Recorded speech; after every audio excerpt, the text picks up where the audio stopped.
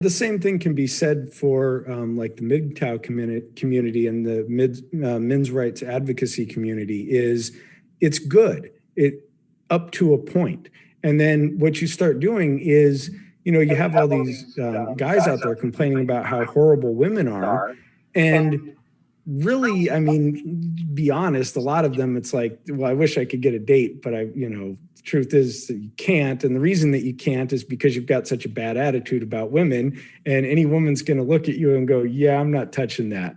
The same as any guy would look at a feminist and go, no, no, no, no. Well, the problem is they have a bad attitude about women, and plus they're blaming women for their undesirability.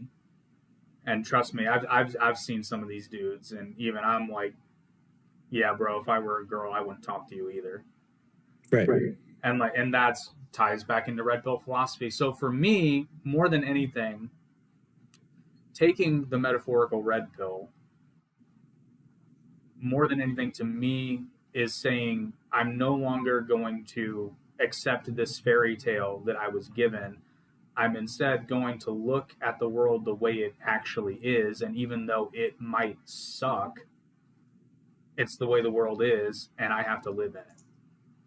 And there are things that are just true. And it's unfortunate, but it's just true. And one of those things is that if you're talking about the difference between men and women in terms of, I hate to use the word, because I didn't want to talk about women, but it brings up the dichotomy. The things like sexual marketplace value, women are born with value, men have to create it. And that's just a fact. And a lot of men resent this fact because it means you have to work. You're not just going to wake up one day and be desirable. You have to work. And I can understand. And that's all throughout nature too. Correct. Yeah. Well, except for, well, no, you're right. I was going to make a lion joke, but it's like, no, the male lion actually does provide something, and he has to be strong, and he has to be dominant, and he has to be aggressive, because if he's not, he gets killed. Yeah, exactly. And then the male birds build the nests, the male birds have the big feathers and all of that. So it is sort of an acceptance of where we fall into nature. Just like I said about the nature of men and women and the masculine and the feminine, we want to be in that role. So men want to be the provider. And so now that women are becoming the providers, which that's a whole big mess of value based on when you double the workforce, you half the value of that workforce. And so when women all moved into the workforce, now the work is worth less money. So now both people have to work. And so now it's really hard to get that opportunity where one person can stay home, which is, of course, usually the woman. But men want to fulfill that role of being the provider. It's just what we do. We want to be the provider, and usually women want to be the nurturers. And that's not really our thing. We're like, yeah, give me the kid when his butt's clean or something, and I'll play baseball with him.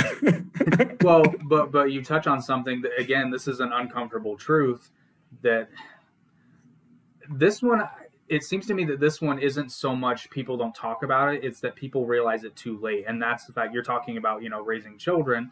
And I think most people would agree that in an ideal setting where money was no option, most women who have children would, given the opportunity, be happy staying at home, raising their children, at least when they were young. And then maybe they want to go back to work when they're a little bit older. But I've just heard an overwhelming amount of, expecting and, mothers with young children say either I'm glad or I wish I could stay home with my kids when they were this young. Mm-hmm. But we, men and women, have been fed this narrative that, well, women can be bosses. And of course they can. Does anybody really with a straight face say they can't? I mean, it's been done. But what we don't talk about are the consequences of those decisions, which are valid decisions. Nobody's saying they're not, but let's talk about the flip side of that coin. If a woman has a desire to raise her children, she is going to want a partner that facilitates that desire. Meaning he, in this case, is going to have to be able to provide enough money to support that lifestyle, to support the needs of the child and his wife or girl or whatever that relationship might look like. And if he can't, there's resentment there. There is. And that resentment, and this is why, one of the many reasons why, they say, actually it's higher. I think it's about 60% now. 60%, 50 to 60% of marriages end in divorce. And the number one cause that leads to divorce is money. And I think it's 80% of the time the divorce is initiated by the woman.